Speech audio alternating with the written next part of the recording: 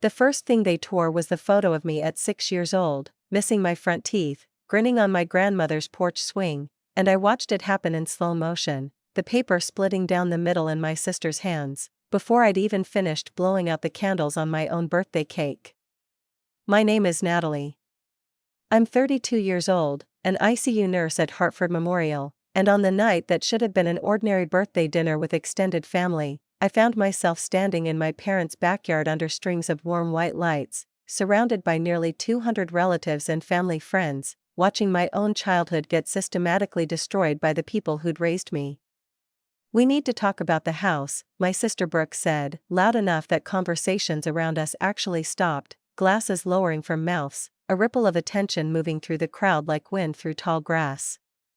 She was holding a manila folder in one hand and, somehow, that torn photograph in the other, as if she'd brought both specifically for this moment.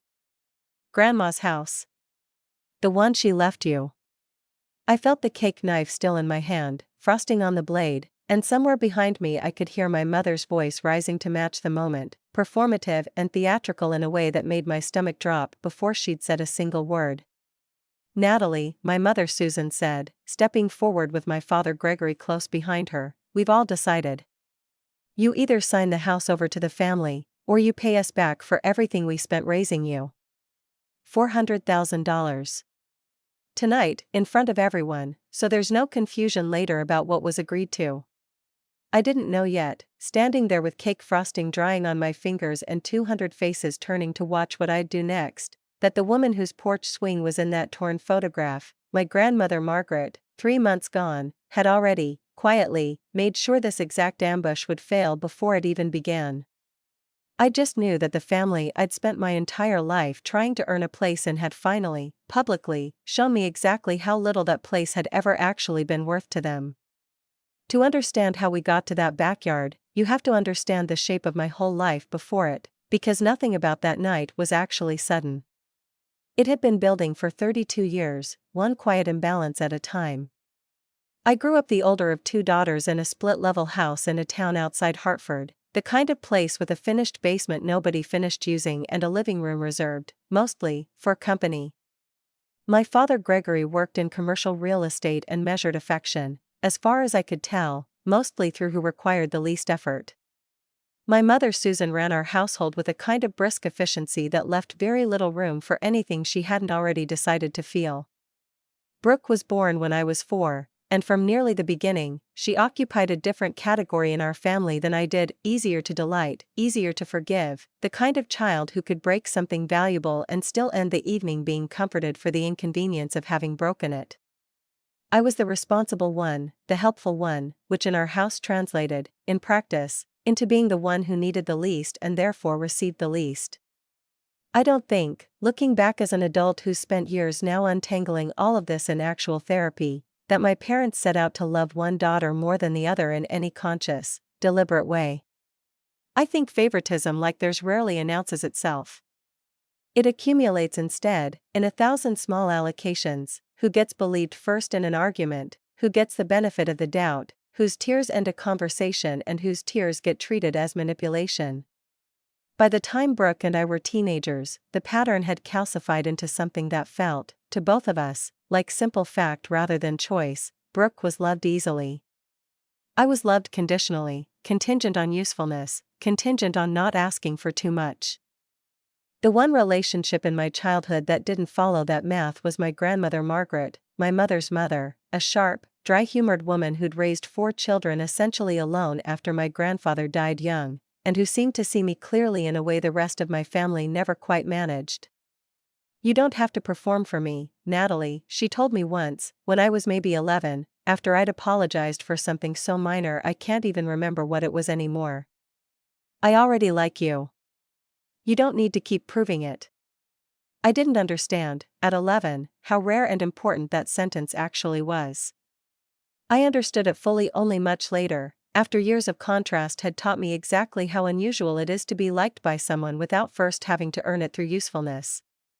My blind spot, and I want to name this honestly, because I think it matters for everything that follows, was that even after decades of evidence, I kept hoping the imbalance in my family would eventually correct itself. I kept believing that if I were patient enough, helpful enough, present enough during the hard moments, my parents would eventually see me the way Margaret did. I held on to that hope longer than the evidence ever justified, and that hope is part of what made me so unprepared for what eventually happened in that backyard. 3 years before my 32nd birthday, Margaret was diagnosed with the illness that would eventually kill her, a slow, cruel decline that stole her mobility before it stole anything else. I was the one who took on most of her care during that period, doctor's appointments squeezed between hospital shifts, nights spent at her house when she couldn't be left alone, the particular exhausting intimacy of helping someone you love manage a body that's failing them. My parents visited occasionally, dutifully, the way you'd visit a distant relative rather than a dying mother. Brooke visited even less, usually arriving with flowers and leaving within the hour, always managing to seem, somehow, like the daughter who cared more despite doing considerably less. I didn't resent the caregiving itself. I want to be clear about that. I loved my grandmother, and being present for her decline, difficult as it was, never once felt like an obligation I was trying to escape. What I resented, quietly, in ways I didn't fully examine until much later, was watching my parents and sister treat my presence at her bedside as simply expected, unremarkable, while treating their own absence as somehow equally valid, a different but equivalent form of love. Margaret died on a Tuesday morning in March, with my hand in hers, 3 years almost to the day after her diagnosis. I didn't know, standing in that hospital room watching the monitors finally go quiet, that she'd spent the last several months of her life quietly, deliberately making sure that what happened next would protect me in ways I couldn't yet imagine. I also didn't know, that morning, that I had exactly 5 months left before my own family would try to take that protection away from me, in the most public, humiliating way they could engineer. The weeks immediately after Margaret's funeral passed in the particular blur that follows any major loss, work shifts that felt mechanical, an apartment that felt too quiet, the strange physical absence of a person whose voice I'd grown used to hearing nearly every day for 3 years. My best friend Danny, who'd known me since nursing school and had become something like the brother I'd never had, stayed close during that period in the unglamorous, practical way real friendship usually shows up, bringing groceries when I forgot to eat, sitting with me in silence when I didn't want to talk, never once asking me to perform okayness I didn't actually feel. "How's the family handling it?" he asked me, a few weeks after the funeral, the two of us sitting on my apartment floor surrounded by boxes of Margaret's belongings I hadn't yet found the strength to sort through. "About how you'd expect," I said. "Mom cried at the funeral. Dad gave a speech about how close they all were. Brooke posted a photo on social media with a caption about losing her best friend, which was strange, because she saw Grandma maybe 6 times in the last 3 years. Danny didn't say anything critical about my family, he never did, even though I knew he had opinions, he just nodded slowly, the way he always did when he wanted me to keep talking instead of filling the silence himself. "They've been asking about the will," I added, almost as an afterthought, though even as I said it, something in my own chest tightened slightly. "Already? She's barely in the ground. Brooke called twice this week. Mom mentioned it at dinner on Sunday, very casually, like it was just practical family business." I picked at a loose thread on my sleeve. "I don't know. Maybe it's normal. People do need to handle estates. I want to be honest about the moment I'm describing here, because it's the first place I look back and recognize a red flag I noticed and then quietly talked myself out of taking seriously. The speed of their interest, barely 2 weeks after the funeral, before grief had even properly settled, should have told me something. Instead, I told myself it was simply practical, the ordinary business of death that families have to manage regardless of how they feel. I wanted, very badly, to believe that my family's interest in the estate was separate from anything else, a logistics question rather than a hunger. My Aunt Lorraine, my mother's younger sister, the one relative who'd remained close to Margaret without ever once treating my caregiving as an inconvenience to navigate around, called me about a month after the funeral, her voice careful in a way that immediately put me on alert. "Has Gerald Whitmore reached out to you yet?" she asked. "About the estate? The lawyer?" "No, not yet." "Why?" "No reason," Lorraine said, too quickly, and I noticed the evasion even as I let it pass, the way I'd learned to let so many small evasions pass over the years rather than push for answers I suspected I might not want. Just curious. Your grandmother and I talked a lot, near the end. I think she had things pretty clearly worked out. Worked out how? You'll see, Lorraine said, with a strange gentleness in her voice that I didn't fully understand until much later. I don't want to get ahead of anything that isn't mine to tell. I let that conversation go, the way I'd learned to let so many things go in my family, partly out of respect for boundaries that weren't mine to push past, partly, I think now, out of a quieter fear of what I might learn if I pushed harder. The lawyer's call came 3 weeks later. Gerald Whitmore's office wanted to schedule a reading of the will, standard, his assistant assured me, nothing unusual about the timeline. I scheduled it for a Thursday afternoon between shifts, genuinely expecting nothing more dramatic than the modest division of modest belongings that most family estates involve. It was at a dinner with my parents the weekend before that reading that I first noticed something had shifted in the texture of their attention toward me, subtle, easy to dismiss individually, but odd in aggregate. You spent so much time with her at the end, my mother said, over a roast she'd clearly put unusual effort into. That must have been exhausting, on top of your shifts. It was hard, I said carefully, and used to this particular flavor of sympathy from her. But I wanted to be there. Of course you did, my father said, in a tone I couldn't quite place. She always did appreciate that about you. Practical. Reliable. It was a compliment, technically.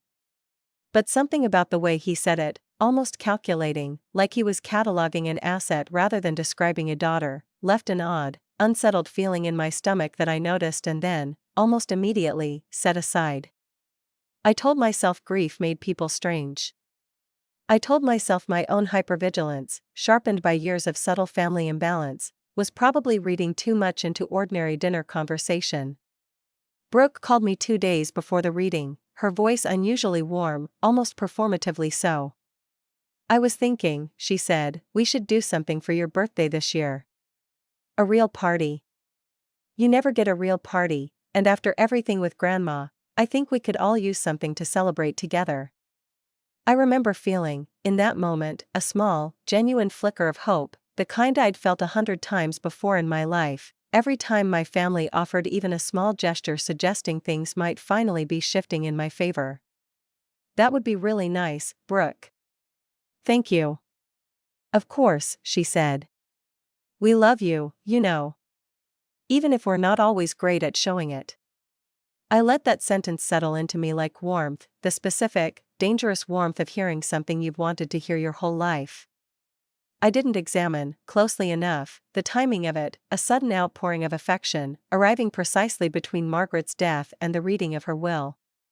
I wanted the affection to be real too badly to interrogate where it was actually coming from. That, I understand now, was the second meaningful mistake of this entire story, not catastrophic on its own, but part of a pattern where my hope for reconciliation consistently outran my attention to evidence. I'd spent 32 years wanting my family to love me uncomplicatedly. When they finally offered something that looked like it, I accepted it gratefully, without asking the harder question of why it had arrived exactly when it did. I didn't know yet what the will actually said. I didn't know my family already did. And I didn't know that the birthday party Brooke was so warmly proposing had already, before I'd even agreed to it, become something else entirely in the minds of the people planning it. The will reading happened on a gray Thursday afternoon in Gerald Whitmore's downtown office, dark wood paneling and the particular hushed formality that legal offices seem to cultivate deliberately. My parents and Brooke arrived together, already seated when I walked in, and something about their collective posture, too still, too composed, registered as strange before Gerald had said a single word about the estate itself. Gerald Whitmore was an older man with careful, deliberate speech, the kind of lawyer who clearly believed precision mattered more than warmth.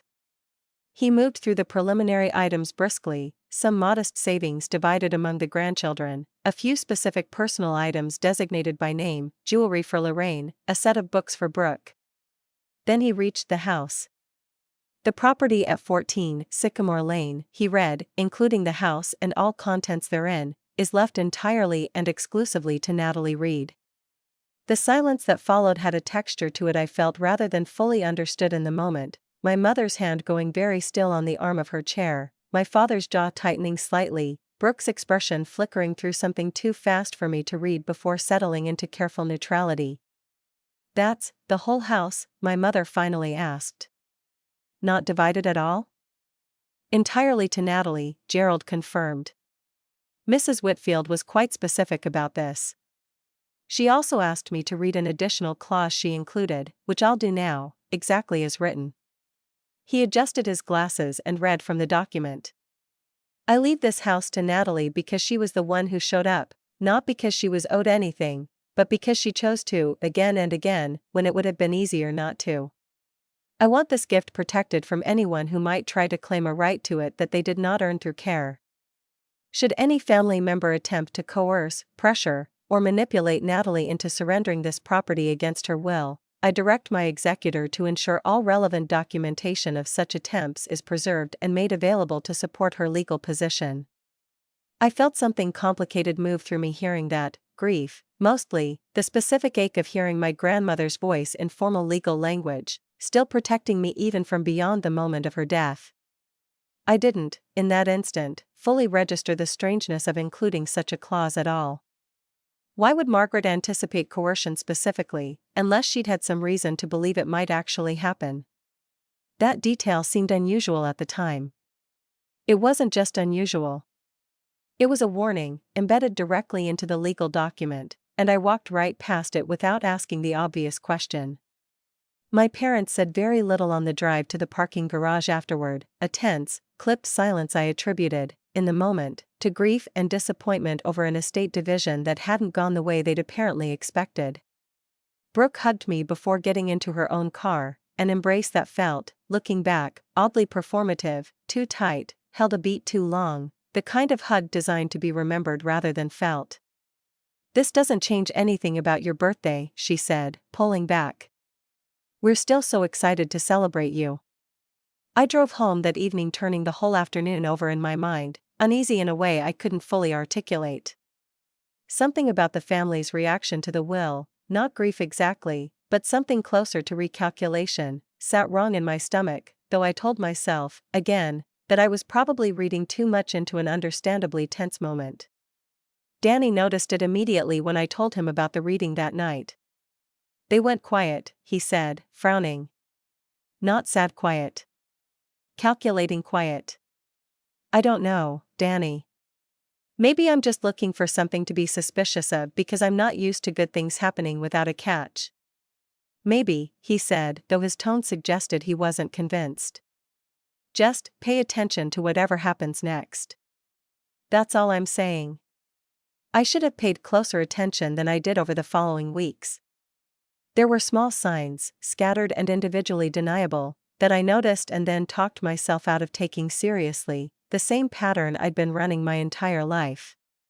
My mother asked, almost casually, whether I'd thought about what's fair, given everything, a comment I let pass without asking what she meant by it. My father mentioned, during a phone call ostensibly about something else entirely, that he'd been doing some rough math on everything we put into raising you kids, a strange non sequitur that I noted and then set aside as simply odd rather than ominous. Brooke called regularly during this period, warmer than she'd been in years, full of details about the birthday party she was planning, a backyard celebration, she said, with extended family and old family friends, something bigger than I'd ever had before. "You deserve a real celebration," she told me more than once, and each time, some part of me that had wanted exactly this kind of attention my entire life accepted the warmth without questioning its source closely enough. It was Lorraine, again, who offered the clearest warning I failed to fully heed. "Be careful at that party," she said, during a phone call 2 weeks before my birthday, her voice tight in a way that alarmed me more than her actual words did. "Careful of what, Lorraine? You're scaring me a little." "I just think, your mother's been talking about the house a lot. To people. Framing it in certain ways."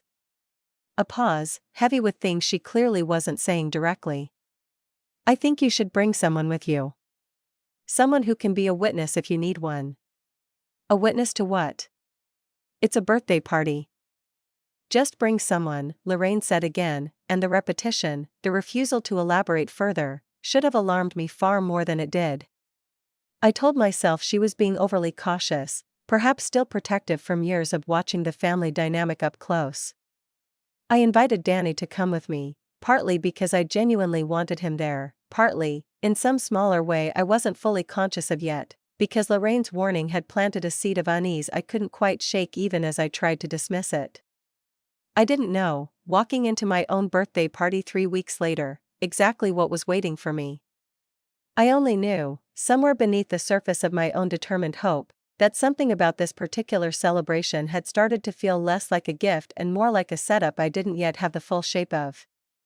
The week before my birthday, 3 separate, seemingly unconnected things happened that I didn't fully understand the significance of until much later, when I finally had the full picture and could see how deliberately they'd all been engineered to converge. The first was a text from Brooke, sent late on a Tuesday night, that I wasn't meant to see in full, a screenshot, apparently sent to her accidentally instead of to whoever she'd actually intended it for, showing a partial text exchange between her and our mother. I caught only a fragment before she sent a follow-up message, ignore that, wrong thread. But the fragment I saw read, need everyone there before she has time to think about it. If we wait till after the party it'll be too late to walk it back publicly. I stared at that screenshot for a long time, my pulse picking up in a way that felt entirely disproportionate to a simple texting mistake. Walk it back publicly. What would need to be walked back? And why would a party require everyone present before she has time to think about it? Think about what? I called Danny immediately. Something's wrong, I told him, reading him the screenshot. I don't know what, exactly, but something's wrong with this party. Do you want to skip it? I thought about that question seriously, longer than I expected to. Some old, exhausted part of me wanted desperately to simply not show up, to avoid whatever was clearly being planned. But a different part of me, the part that had spent 32 years hoping for genuine reconciliation, the part that still, even now, wanted to believe the best about my family until proven otherwise, pushed back against that instinct. No, I said slowly. I want to know what this actually is. I'd rather see it directly than spend the rest of my life wondering. That decision, I want to be honest, was its own kind of mistake, not because curiosity is wrong, but because some part of me, even after the screenshot, even after Lorraine's warning, still hoped I might be wrong about the shape of what was coming. I walked toward the confrontation partly out of courage and partly out of a lingering, stubborn hope that refused to fully die even in the face of mounting evidence. The second thing happened 2 days later, when my father called to ask, with strange specificity, whether I had all my important documents in order, the deed to Margaret's house, specifically, and whether I'd had it properly transferred yet into my name. Why do you ask? I said, my guard fully up now. No reason. Just want to make sure everything's handled cleanly, he said, in a tone that suggested the opposite of no reason. I didn't push further in the moment, but I did something I hadn't thought to do earlier. I called Gerald Whitmore's office myself, the next morning, and asked directly whether the deed transfer was complete and legally secure. It's fully executed, his assistant assured me. Recorded with the county as of 3 weeks ago. Nothing pending, nothing that requires further action from you or anyone else. That call mattered more than I understood at the time. It meant that whatever my family was planning couldn't actually undo the legal reality of the inheritance. They could pressure me, manipulate me, perhaps even convince me to sign something voluntarily, but the underlying transfer was already complete and recorded. I didn't fully appreciate, in that moment, how important that fact would become. The third thing happened the night before the party itself, when Lorraine called again, her voice lower and more urgent than I'd ever heard it. I need to tell you something, she said, and I need you to actually listen, not just hear me and move on the way you usually do. I'm listening, Lorraine. Your mother has been telling people, extended family, old friends, people who'll be at this party tomorrow, that you've been planning to cut the family out of the inheritance. That you pressured Margaret while she was sick and vulnerable to leave you everything. She's been building a narrative for weeks, Natalie. I think tomorrow is when she plans to use it. I sat very still on my couch, the full shape of what was coming finally arriving in something close to its complete form. Use it how? I don't know exactly, Lorraine admitted. But I know your mother. If she spent weeks building a story to a room full of witnesses, she's planning to use that room as leverage for something. I'd bet money it's about the house. Why are you telling me this now, the night before? Because I only confirmed it myself yesterday, she said. And because I want you to know, whatever happens tomorrow, I believe you. I knew your grandmother's intentions. I'll say so to anyone who asks, publicly, if it comes to that. I thanked her, hung up, and sat in my quiet apartment for a long time afterward, feeling something settle into place inside me that felt less like fear now and more like grim, clear-eyed preparation. I called Danny. I think I know what tomorrow actually is, I told him. I think it's an ambush. In front of however many people they've invited. I think my mother spent weeks turning this into something where everyone watching will already believe I did something wrong before I even arrive. Do you still want to go?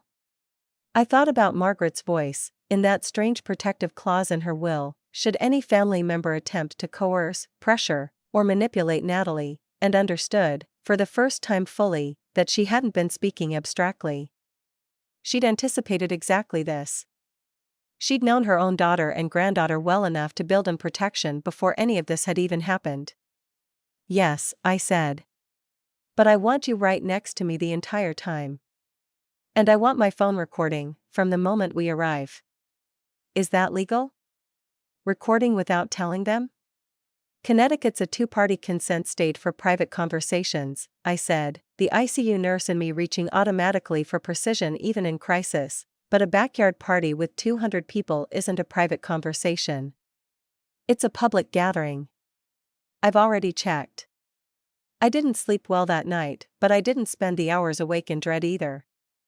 I spent them in something closer to resolve, reviewing, mentally, everything I now knew, the screenshot, the deed already secured, Lorraine's warning, the protective clause in Margaret's will.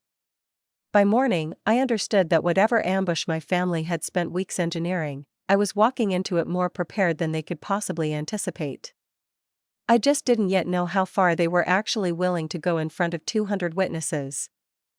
The backyard was beautiful, I'll give them that, string lights crossing between poles, long tables with white cloths, a cake with my name written in careful cursive icing. Nearly 200 people moved through the space by the time Danny and I arrived, extended family I hadn't seen in years, old family friends, neighbors from the house I'd grown up in. My phone sat in my blazer pocket, recording had already started the moment we parked the car. For the first hour, everything proceeded with deceptive normalcy. People hugged me, wished me happy birthday, complimented how well I looked. My mother orchestrated the cake cutting with practiced warmth, the whole scene performing exactly the kind of loving family celebration that, on video, would have looked completely unremarkable. It was right after I'd blown out the candles, the crowd still mid-applause, that Brooke stepped forward holding the manila folder, and, strangely, that torn photograph, which I'd later understand she'd brought specifically as a prop, having already decided exactly how this moment would unfold.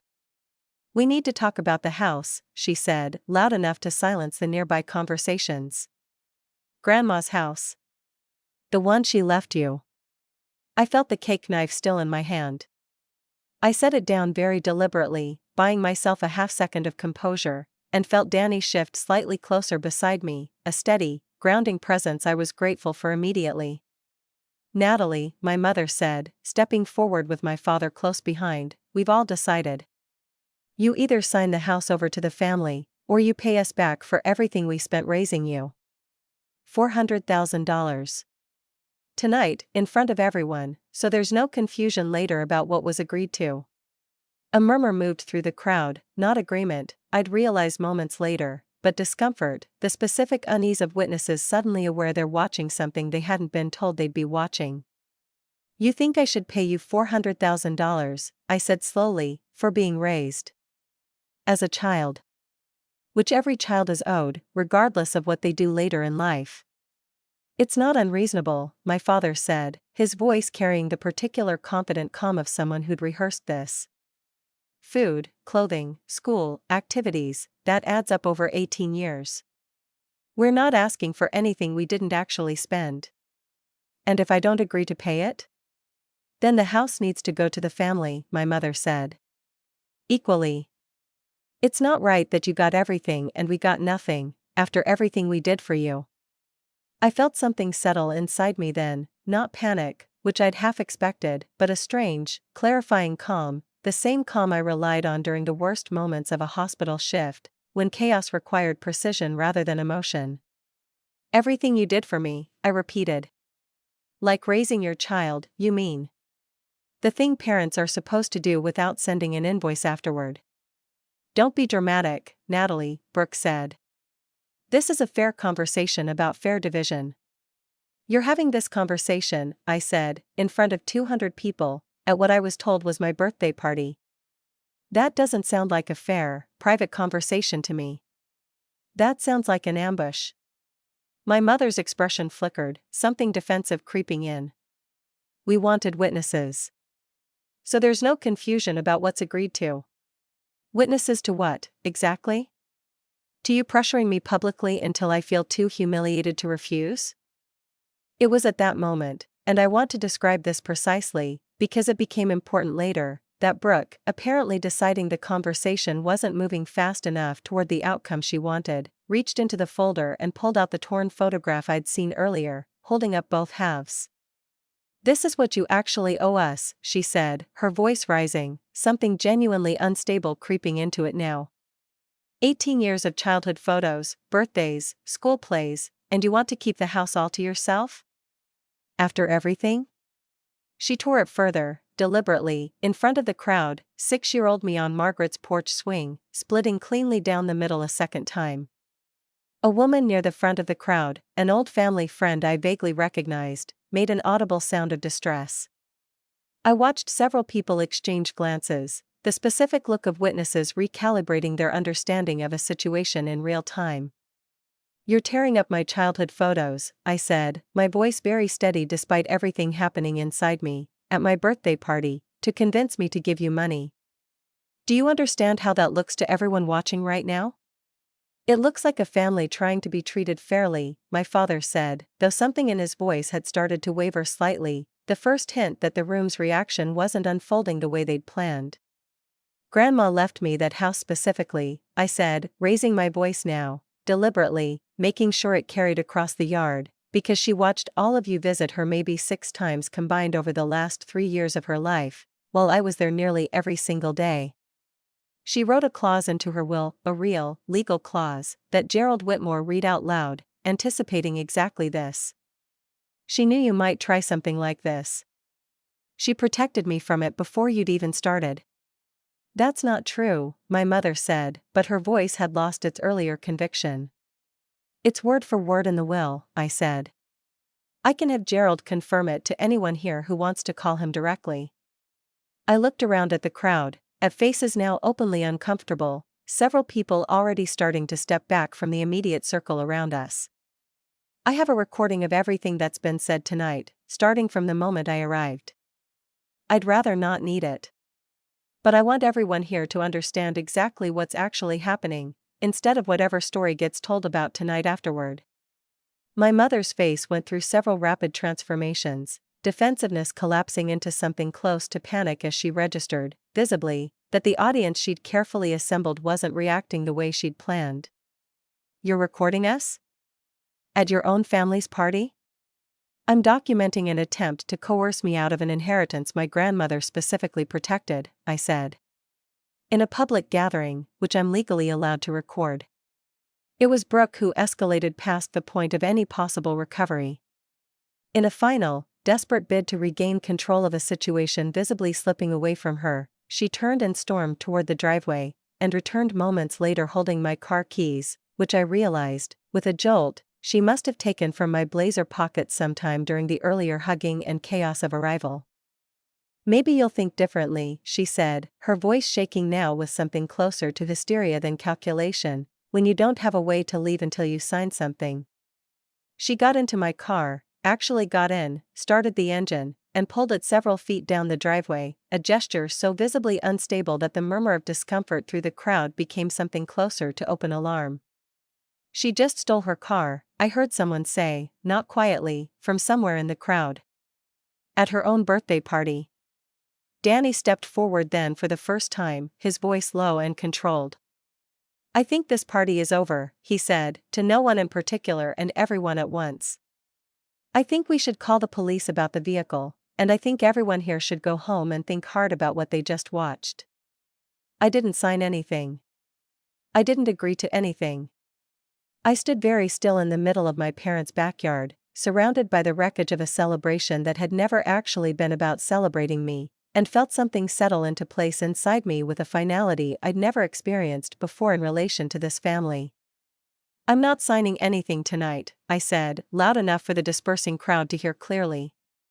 "I'm not signing anything ever, actually, regarding that house. My grandmother made her wishes legally clear, and I intend to honor them exactly as she wrote them."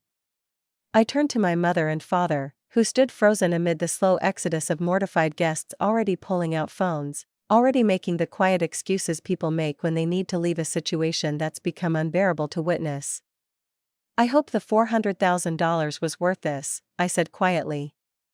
"Because I don't think there's a version of tonight that any of these people forget." The police arrived within 20 minutes, Danny had called them the moment Brooke drove my car down the driveway, and recovered the vehicle without incident a block away, where Brooke had apparently abandoned it once the reality of what she'd done began to register even through her panic.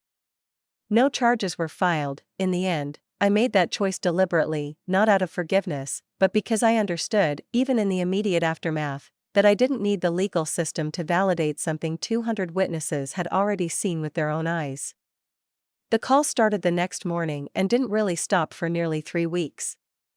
My phone log from that period still sits, screenshot and archived, at something close to 80 messages a day during the worst stretch, voicemails from my mother that shifted, message by message, from outrage to pleading to something close to genuine grief, texts from my father attempting to reframe the entire evening as a misunderstanding that got out of hand, messages from Brooke that alternated between blame and apology so rapidly it was sometimes hard to track which version of her had sent which message. I answered almost none of them. The few times I did pick up, the conversations followed a pattern I came to recognize within the first few exchanges, an opening that sounded like genuine remorse, followed, within minutes, by some version of the same underlying request: could I reconsider the house, could we talk about a fair compromise, could I understand how hard things had been for them financially. "You humiliated us," my mother said, during one of the only calls I let run its full length, her voice raw in a way I'd never heard before. "In front of everyone we know. You humiliated me first," I said. "At a party I was told was for me. I just refused to let the humiliation be the only thing on record. We're your family, Natalie. You tore up a photo of me as a child," I said, "and stole my car, to try to pressure me out of an inheritance my grandmother specifically protected me from losing to exactly this kind of pressure. I think you should sit with that sentence for a while before you call me again asking what family means." She didn't have an answer for that. The line went quiet for almost 30 seconds, the kind of silence that, in another family, in another version of this story, might have become the start of something honest. In this one, it simply ended with her hanging up, unable, even then, to find her way past the version of events where she'd been wronged rather than the one where she'd done the wronging. I want to be honest about something here, because I think it matters. I didn't feel triumphant in the weeks that followed, despite how clearly things had gone in my favor. I felt, mostly, a strange, heavy grief, not for the house, which I'd already decided to keep and eventually move into, but for the family I'd spent 32 years hoping might exist underneath all the favoritism and conditional love. Watching that hope finally, conclusively die in a backyard full of witnesses didn't feel like victory. It felt like the last necessary loss in a process of losses that had actually started years earlier, long before Margaret's death, long before any of this had a name. Lorraine became, in the months that followed, something closer to the mother figure my own mother had never quite managed to be, calling regularly, not to manage or extract anything from me, simply to check in, the way Margaret used to. She testified, when it briefly seemed like legal action might become necessary to formally settle the inheritance dispute, to exactly what she'd told me the night before the party, that she'd known Margaret's intentions clearly, that the protective clause in the will hadn't been hypothetical paranoia but accurate prediction. She knew her own daughter, Lorraine told me once, sitting in what was now my kitchen, in the house that had once been Margaret's. I think that's the saddest part of all of this, honestly. Not that your mother tried what she tried. That Margaret saw it coming with enough clarity to write a legal clause anticipating it, years before it actually happened. I moved into the house 4 months after the party, repainting the kitchen the soft yellow Margaret had always talked about wanting and never gotten around to, keeping her porch swing exactly where it had always been. Danny helped me carry boxes up the same stairs I'd carried medications and meals up 3 years earlier, during her decline, and there was something quietly healing about filling that house with new memories that had nothing to do with either her illness or my family's betrayal. The torn photograph, both halves of it, sits now in a frame on my hallway wall, taped carefully back together, the crease still visible if you look closely. I kept it that way deliberately. Not as a wound I'm choosing to display, but as a reminder of something I think I needed permanently fixed in my memory, that the people who tore it apart did so in a desperate attempt to make me feel small enough to comply, and that I'd stood in that backyard and refused to let them succeed. I still think, sometimes, about the version of that night where I might have simply signed something, just to make the public spectacle end, just to escape the unbearable weight of 200 people watching my family fall apart in real time. I understand the appeal that version would have held for a different version of me, the version who'd spent 32 years shrinking herself to keep the peace, who might have signed almost anything just to stop being looked at. I'm grateful, in a complicated, hard-won way, that I'd finally become someone who didn't do that instead. 6 months after the party, I ran into an old family friend at the grocery store, one of the 200 who'd been there that night, watching from somewhere near the dessert table. I think about that party sometimes, she told me, a little awkwardly, clearly unsure whether the topic was welcome. I just want you to know, everyone who was there saw exactly what happened. Nobody believed the story your mother tried to tell afterward, about you manipulating your grandmother. We all saw what we saw. I thanked her, genuinely, and walked back to my own car, parked safely in the lot, no one's hands on its keys but mine, feeling something settle further into place that I'd been slowly building since the night of the party, the understanding that whatever my family's version of events eventually became, in whatever private conversations they still had about that night, the truth itself had already been witnessed, recorded, and confirmed by enough people that it no longer depended on their cooperation to remain real. I don't know if I'll ever speak to my parents again in any meaningful way. I don't know if Brooke and I will ever find our way back to whatever fragile, complicated relationship we had before that night.